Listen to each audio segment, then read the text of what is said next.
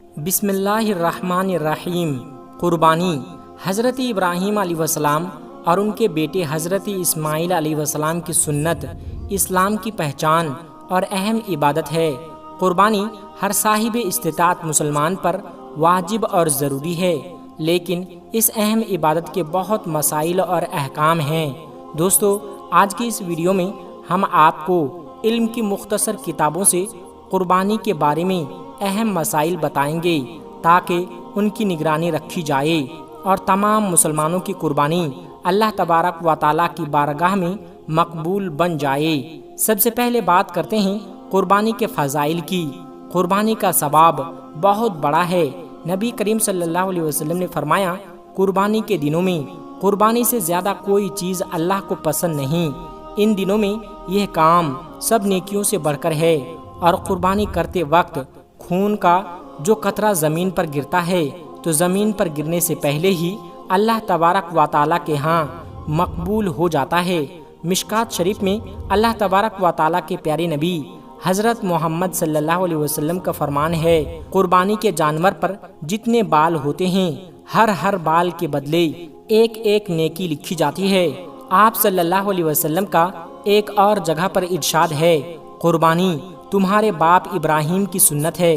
صحابی نے پوچھا کہ ہمارے لیے اس میں کیا ثواب ہے؟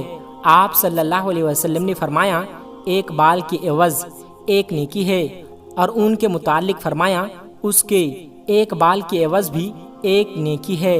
اس کے علاوہ نبی کریم صلی اللہ علیہ وسلم نے ہجرت کرنے کے بعد ہمیشہ قربانی کی اور نہ کرنے پر سخت وعید بیان فرمائی ہے۔ چنانچہ نبی کریم صلی اللہ علیہ وسلم کا فرمان ہے کہ جو شخص قربانی نہ کرے وہ ہماری عیدگاہ کی جانب بھی نہ آئے۔ آئیے دوستو، اب بات کرتے ہیں قربانی کے شرائط اور اس کے ارکان کے حوالے سے۔ قربانی کے واجب ہونے کی 3 شرائط ہیں: مسلمان ہونا، مقیم ہونا، اور اتنا نصاب کا مال ہونا جس کی وجہ سے قربانی کا وجود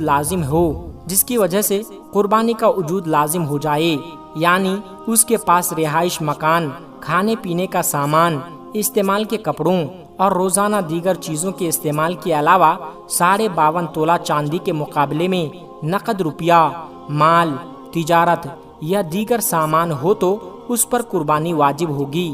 اس پر سال کا گزرنا ضروری نہیں ہے، اور قربانی کا رکن اس جانور کا ذبح کرنا جس کا اختیار شریعت سے ثابت ہو۔ وہ عورت جس کے پاس 1 یا 2 کلو سونا اور چاندی یا نقد روپیہ وغیرہ ہو تو اس پر بھی قربانی واجب ہوگی۔ اس حوالے سے مفتی حضرات کی جانب ضرور رجوع کیا جانا چاہیے۔ اور آئیے اب بات کرتے ہیں قربانی کے وقت کے بارے میں۔ قربانی کی عبادت صرف 3 دن یعنی ذی الحجہ کی 10ویں، 11ویں، 12ویں تاریخ کے ساتھ خاص کیا گیا ہے۔ البتہ پہلے دن قربانی کرنا زیادہ افضل ہے۔ اور دوستو، آپ کو بتاتے چلیں کہ قربانی کرتے وقت زبان سے نیت کرنا ضروری نہیں، صرف دل ہی میں قربانی کی نیت کر لینا کافی ہے۔ البتہ زبان سے کہہ لینا بہتر ہے، اور جانور کو قبلہ رخ لٹانے کے بعد ذبح کرنے سے پہلے مسنون دعا پڑھیں۔ قربانی کا جانور ذبح کرنے کا مقصد صرف اور صرف اللہ کی رضا ہو اور عبادت کے خیال سے ذبح کرے، گوشت کھانے یا لوگوں کو دکھانے کی غرض سے ذبح نہ کرے۔ قربانی کو اپنے ہاتھ سے ذبح کرنا زیادہ افضل ہے۔ اگر خود ذبح نہ کرنا چاہتا ہو تو کسی اور سے ذبح کرا لے، لیکن ذبح کے وقت جانور کے سامنے کھڑا رہے اور بسم اللہ اللہ اکبر کی تلقین کرتا رہے تاکہ ذبح کرنے والا غلطی نہ کرے۔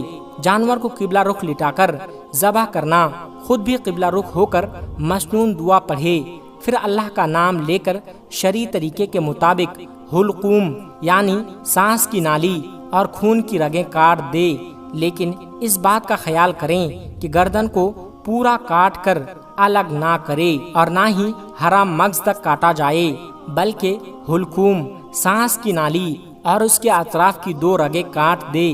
ذبح کرتے وقت اس بات کا پورا اہتمام کیا جائے کہ جانور کو کم سے کم تکلیف ہو۔ نبی کریم صلی اللہ علیہ وسلم کا فرمان ہے، ذبح کرنے سے پہلے چھری تیز کی جائے۔ ایک جانور کو دوسرے جانور کے سامنے ذبح نہ کیا جائے اور حلقوم وغیرہ پورا کاٹا جائے تاکہ روح نکلنے میں آسانی اور سہولت ہو، اور جانور کے سامنے چھری بھی تیز نہ کرے۔ اور آئیے دوستو، اب بات کرتے ہیں قربانی کن جانوروں کی جائز ہے۔ بکری، بکرا، مینڈھا، بھیڑ، دمبا، گائے، بھینس، بھینسا، اونٹ اور اونٹنی کی قربانی درست ہے۔ ان کے علاوہ کسی اور جانور کی قربانی درست نہیں۔ گائے، اونٹ، بھینس اگر 7 آدمی شریک ہو کر قربانی کرے تو درست ہے، مگر ضروری ہے کہ کسی کا حصہ 7ویں حصے سے کم نہ ہو، اور یہ ضروری ہے کہ سب کی نیت قربانی کی ہو، صرف گوشت کھانے کے لیے حصہ رکھنا مقصود نہ ہو۔ اگر ایک آدمی کی نیت بھی صحیح نہ ہو تو کسی کی بھی قربانی درست نہیں ہوگی۔ بکری، بکرا اور سال کا ہونا ضروری ہے۔ بھیڑ اور دمبا اگر اتنا موٹا اور تیار ہو کے دیکھنے میں سال بھر کا معلوم ہو تو بھی جائز ہے۔ گائے، بھینس یا بیل 2 سال کا، جبکہ اونٹ 5 سال کا ہونا ضروری ہے۔ ان عمروں سے کم عمر کے جانور قربانی کے لیے جائز نہیں۔ اگر جانوروں کا فروخت کرنے والا جانور کی عمر پوری بتاتا ہے اور ظاہری حالات میں ایسا نہیں لگتا تو اس پر اعتماد کرنا جائز ہے۔ جب کسی جانور کی عمر پوری ہونے کا یقین ہو جائے تو اس کی قربانی کرنا درست ہے، ورنہ نہیں۔ اور اگر جانور دیکھنے میں پوری عمر کا معلوم ہوتا ہے مگر یقین کے ساتھ معلوم ہے کہ اس کی عمر ابھی پوری نہیں ہوئی ہے تو اس کی قربانی درست نہیں۔ دمبا اور بھیڑ اس حکم سے الگ ہے۔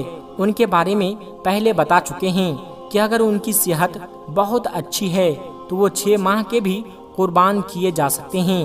یاد رہے کہ جانور کے دانتوں کو دیکھ کر فیصلہ کرنے میں جلدی نہ کرے، عمر کا لحاظ کرے۔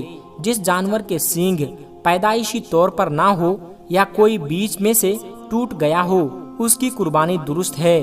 ہاں، سینگ جڑ سے اکھڑ گیا جس کا کہ اثر دماغ پر ہونا لازم ہے تو اس کی قربانی درست نہیں۔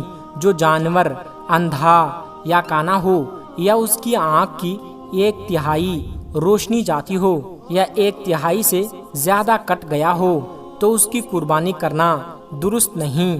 جو جانور اتنا لنگڑا ہو کہ صرف 3 پاؤں سے چلتا ہے، 4تھا پاؤں زمین پر رکھتا ہی نہیں یا رکھتا ہے مگر اس پر چل نہیں سکتا تو اس کی قربانی درست نہیں۔ اور اگر چلنے میں 4تھے پاؤں کا سہارا تو لیتا ہے مگر لنگڑا کر چلتا ہے تو اس کی قربانی درست ہے۔ اگر جانور اتنا پتلا ہو کہ اس کی ہڈیوں میں گودا نہ رہا ہو تو اس کی قربانی درست نہیں۔ اگر اتنا دبلا ہو تو قربانی درست ہے۔ جانور جتنا موٹا ہو اسی قدر قربانی اچھی ہے۔ جس جانور کی 1/3 سے زیادہ دم وغیرہ کٹی ہوئی ہو اس کی قربانی جائز نہیں۔ جس جانور کے دانت بالکل نہ ہوں یا زیادہ تر نہ ہوں تو اس کی قربانی جائز نہیں۔ خصی جانور کی قربانی جائز بلکہ افضل ہے۔ جس جانور کے پیدائشی طور پر کان نہ ہوں اس کی قربانی درست نہیں، البتہ اگر کان ہو مگر چھوٹے ہوں تو اس کی قربانی جائز ہے۔ اگر کسی جانور کو خارش ہو اور اس خارش کا اثر جلد تک ہو تو اس کی قربانی درست ہے، اور اگر خارش کا اثر گوشت تک پہنچ گیا ہو تو اس کی وجہ سے لاغر اور دبلا ہو گیا ہو تو اس کی قربانی درست نہیں۔ اونٹنی، گائے اور بھینس کا اگر ایک تھن خشک ہو تو اس کی قربانی تو جائز ہے، لیکن اگر 2 تھن خشک ہو جائے یا کٹ جائے تو پھر قربانی جائز نہ ہوگی۔ اگر جانور صحیح سالم خریدا تھا اور اس میں کوئی عیب پیدا ہو گیا اور خریدنے والا صاحب استطاعت نہیں ہے تو اس کے لیے اسی عیب دار جانور کی قربانی جائز ہے، اور یہ شخص اگر صاحب نصاب ہے تو اس پر واجب ہے کہ اس جانور کے بدلے کوئی اور جانور قربان کرے۔ جانور اگر پہلے صحیح تھا اور ذبح کرنے کے لیے لٹانے لگے تو زخمی ہوا یا اس کی کوئی ٹانگ ٹوٹ گئی یا کوئی دوسرا عیب پیدا ہو گیا تو ایسے جانور کی قربانی کرنے میں کوئی حرج نہیں۔ قربانی کے لیے بہترین اور افضل جانور یہ ہے کہ جو خصی ہو، خوبصورت ہو اور صحت مند بھی ہو۔ بڑے جانور میں اگر 7 حصے دار ہوں تو اس کے گوشت کو تول کر تقسیم کیا جانا چاہیے، اندازے سے تقسیم نہ کرے، ورنہ کوئی حصہ زیادہ اور کوئی حصہ کم ہونے کی صورت میں قربانی قبول نہیں ہوگی۔ اور اگر تمام حصے دار ایک ہی جگہ کھاتے ہیں، الگ الگ نہیں، تو اس صورت میں گوشت تول کر تقسیم کرنے کی ضرورت نہیں۔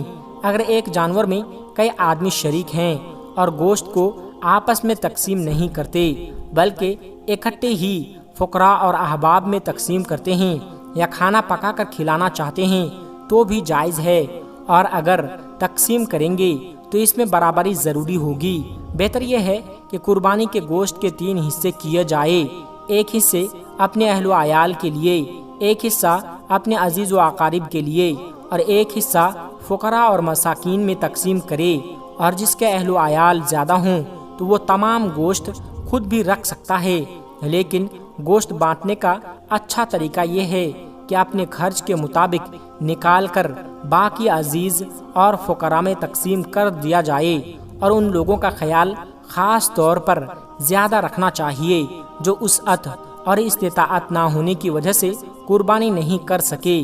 اور یہ جو آج کل ادلا بدلی ہوتی ہے، یہاں سے گوشت ہمارے یہاں اس کے یہاں ہم بھی پہنچا دیں گے ورنہ نہیں دیں گے، غریبوں اور حاجت مندوں پر نظر نہیں ہوتی، جن کی قربانی ہوتی بھی ہے ان کے یہاں بھی گوشت بھجوا دیا جاتا ہے، تو یہ بالکل خلاف عقل ہے۔ مردے کی طرف سے قربانی کرنا جائز اور افضل ہے، لیکن اگر کسی مرنے والے نے قربانی کے تلقین کی ہو تو ایسی صورت میں تمام گوشت صدقہ کرنا جائز ہے۔ دوستو، آخر میں اللہ تبارک و تعالیٰ سے دعا ہے کہ اللہ تعالیٰ ہم تمام مسلمانوں کو قربانی کرنے کی ہمت دے، تمام اصولوں کی پابندی کرنے کی توفیق عطا فرمائیں تاکہ اس کا ہمیں صحیح سے اجر مل سکے۔ آمین ثم آمین۔